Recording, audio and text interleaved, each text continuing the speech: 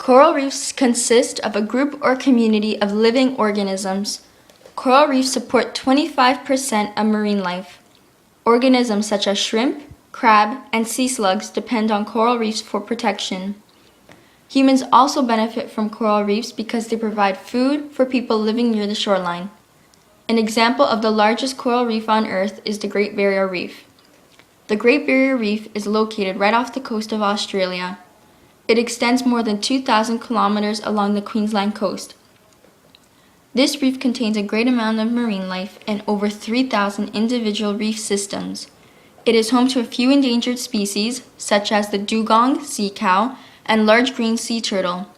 Unfortunately, as a result of global warming, these beautiful reefs are being bleached, polluted, and overfished.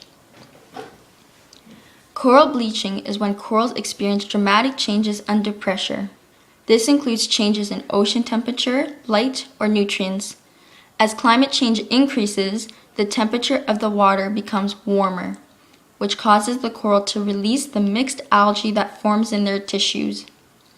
The coral reefs then turn white. When corals turn white, it does not die. Instead, it becomes more stressed and is at a greater risk of dying. Pollution is another factor affecting coral reefs. 90% of pollution comes from farm runoff. Due to increased farm runoff from nutrients, herbicides, and pesticides, the Great Barrier Reef is slowly suffering. This also poses a major health risk for the animals living in and around the reefs. The water in the Great Barrier Reef is considered poor quality because of the surplus amount of chemicals. This leads to eutrophication. Eutrophication is when nutrients such as phosphate dissolve into the water. This increases the amount of aquatic plant life and results in the reduction of oxygen. Overfishing has become a big concern for the Great Barrier Reef because it disrupts the food chain that is essential for all living organisms. Overfishing is caused by excess amount of fishing in a specific area.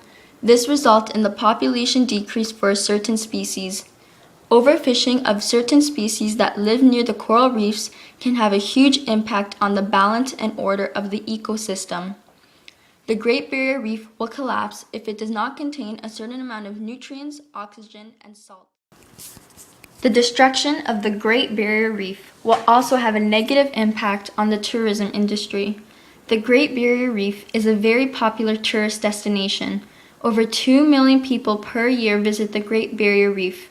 It was estimated that this attraction generated about $22 million in 2006. If we continue to destroy coral reefs, revenue and jobs will be eliminated.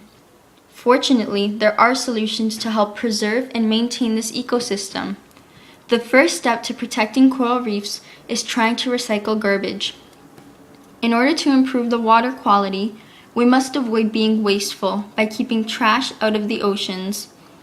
Another way to conserve coral reefs is by reducing the amount of pesticides and herbicides.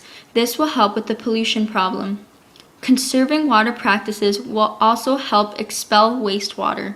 Organizations such as World Wildlife Foundation are also contributing their services to assist with these solutions. More specifically, they have created a campaign called Project Catalyst, which reduces the amount of pesticides, herbicides, and nutrient pollution. World Wildlife Foundation is also promoting sustainable fishing practices which will help protect the marine environment. These beautiful habitats could disappear forever if we do not become involved in helping them. Therefore, we must take action immediately by starting to address pollution, overfishing, and climate change. So, what will you do to help?